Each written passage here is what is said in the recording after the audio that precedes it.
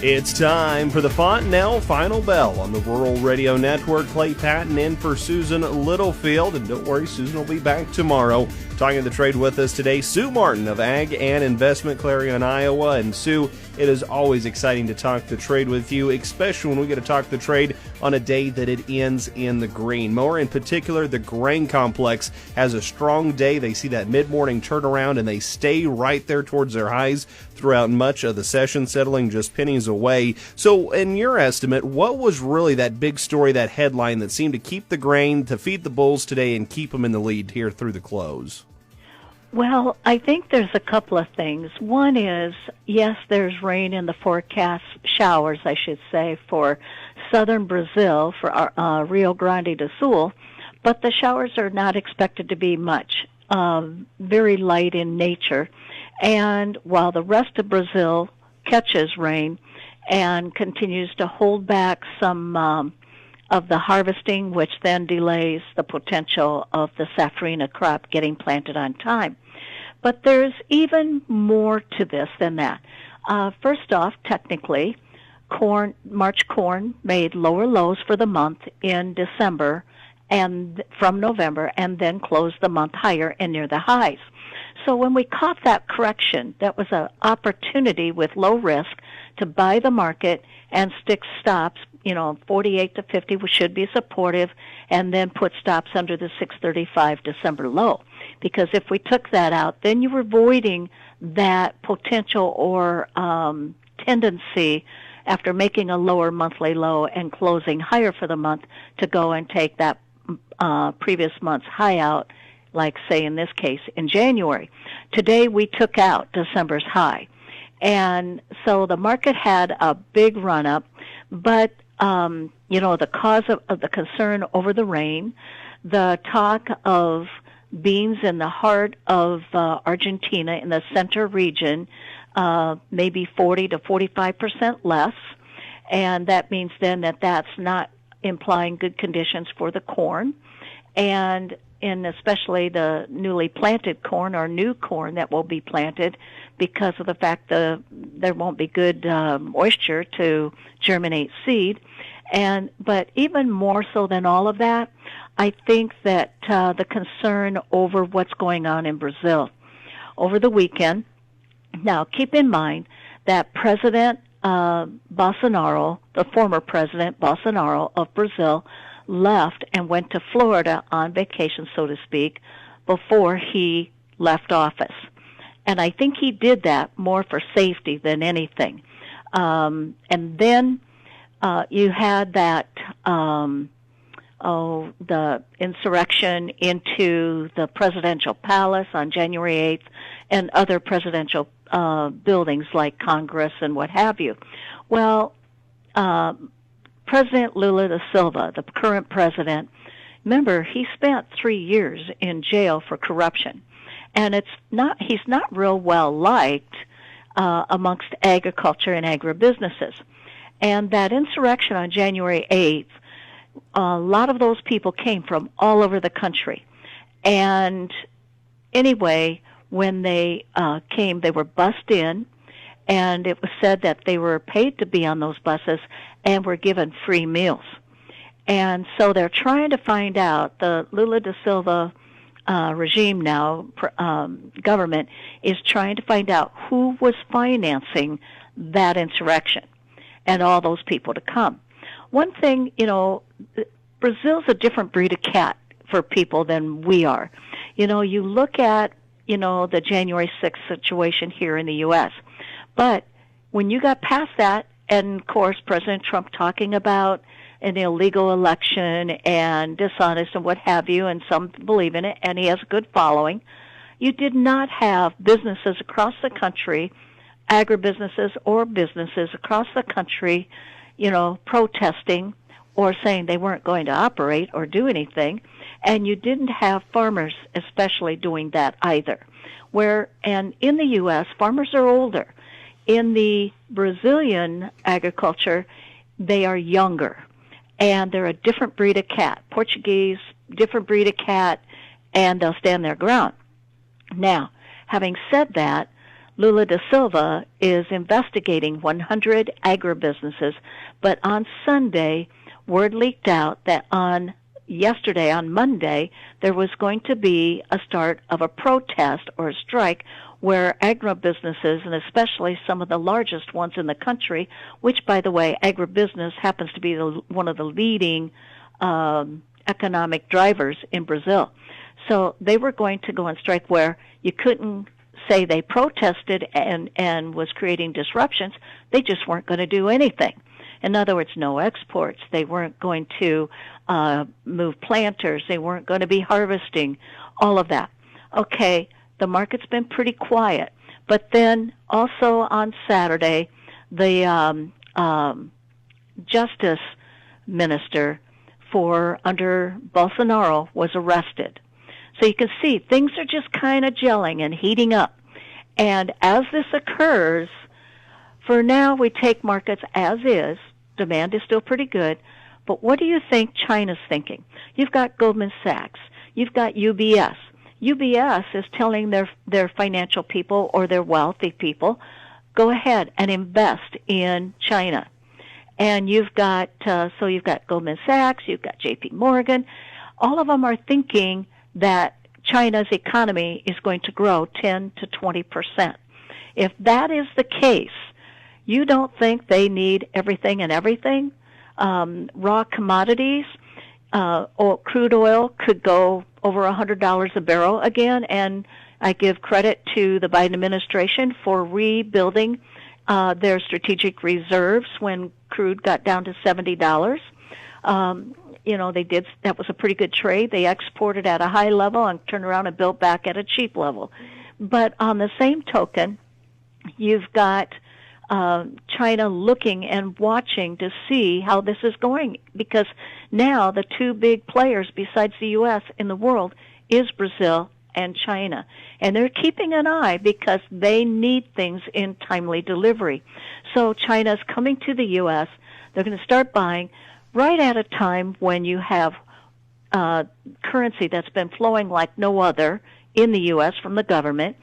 And so our dollar, more currency you have floating around, more money people spend. But on the same token, more dollars floating means a cheaper dollar.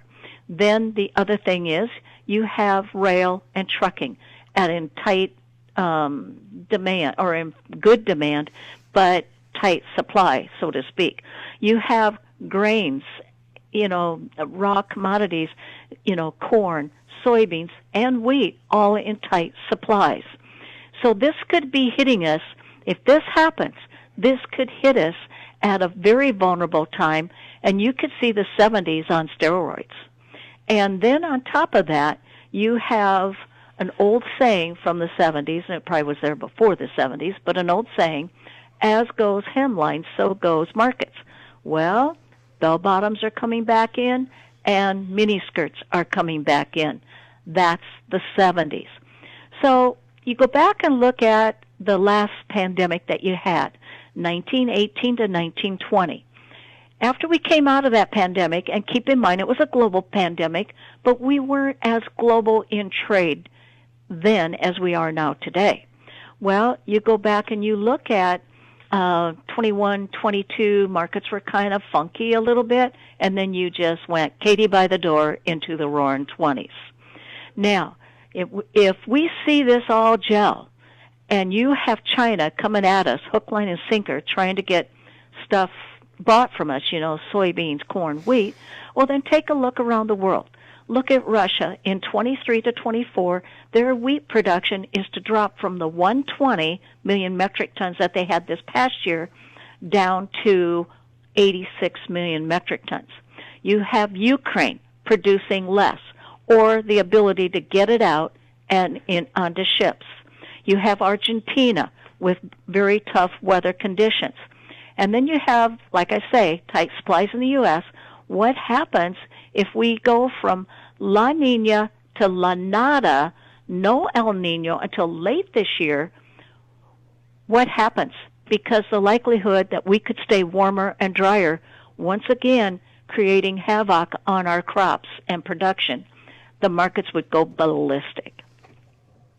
Again, we're talking with Sue Martin of Ag and Investment. Stay tuned for part 2 of the Fontanelle Final Bell on the Rural Radio Network.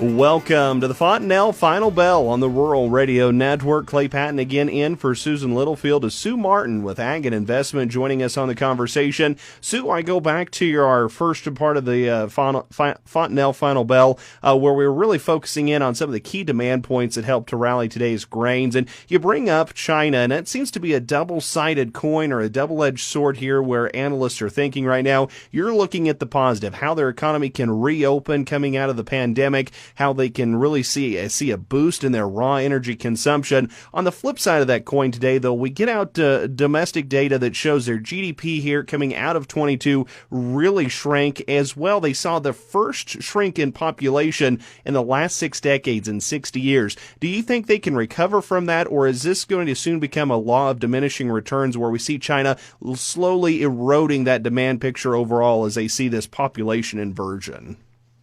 Well, I do think that they'll come out of it.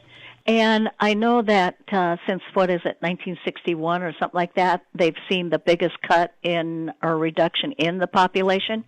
Keep in mind, yes, we had to expect that a little bit because of the surge of COVID. And coming out of lockdowns, their immune systems aren't really where they need to be.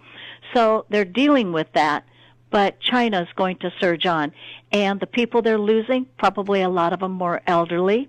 And so I think that, China a few years back, I don't know how long it's been, maybe 3-4 years ago now, that they came out with new laws where they would allow 2 children per family. So it takes time to build that.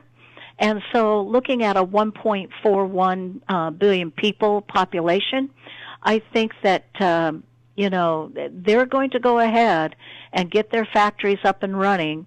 Yes, they'll deal with COVID just like we did, but people, the other thing is too, will they spend money and go shopping? I think they will, because unlike Americans who were getting handed money to stay home, unlike Americans, when they did that, they basically improved their homes. They did remodeling jobs. They built new homes. They bought homes. And that's not the case in China. They couldn't go anywhere. In some cases, they were even nailed in. The doors were nailed shut. Now, these people are going to love being able to be free. They're going to go out and go to restaurants. They're going to get to see and enjoy the Lunar New Year for a change. And on top of it, they're going to want to be able to shop and, enjoy the nicer things of life. They're also going to travel and spend money traveling. So it's going to be an interesting time, but to me that all spells a good economy that's going to come back surging. Can we see crude oil go over $100 a blue barrel? Yes, we absolutely could. Now and I still think, Goldman Sachs being bullish on commodities in the year ahead. There's others joining them, even on crude oil and what have you. These are smart money entities. They're not going to just be willy-nilly with money. So I think they're coming at the market very progressive, very optimistic. I agree so wholeheartedly with their outlook. Now, there's that old saying, if bonanza butts for candy and nuts, we'd all have a Merry Christmas. But I will say I do think that the food supplies are shrinking globally, and the demand I see as increasing and improving. And then if we throw the Black Swan event into the mix, where Brazil, ends up into a civil war or what have you, I think the markets are just going to be ballistic. Yeah, we're talking with Sue Martin, Ag and Investments. Sue, that's really focusing in on the global demand picture. We look back here more to the U.S. Is the moisture we're seeing now, is that coming at a time where we can see positivity falling through to the 23 growing season, or is this one, it's great right now, but will it have truly any effects down the road? Well, you guys are, and we are too, in line to catch some snow. But, snow's fine. It depends on how much moisture is actually in it. but you can still use the moisture. It's better than nothing. It's also supposed to pick up on Kansas and what have you. But to be honest with you, the forecast that I'm seeing calls for an early spring. It's calling for warmer than normal conditions and drier conditions as we go into the summer. I'm seeing El Nino not come as fast as some entities are thinking. I think the El Nino will be later this year, maybe very late this year. And if that is the case, then the air still would remain more drier than not. Probably what's feeding the idea that maybe this drought is completely done and fast leaving is the fact that California caught all that moisture and those heavy rains. But to be honest with you, they're now forecasting that California is going to start to dry out. And if that occurs...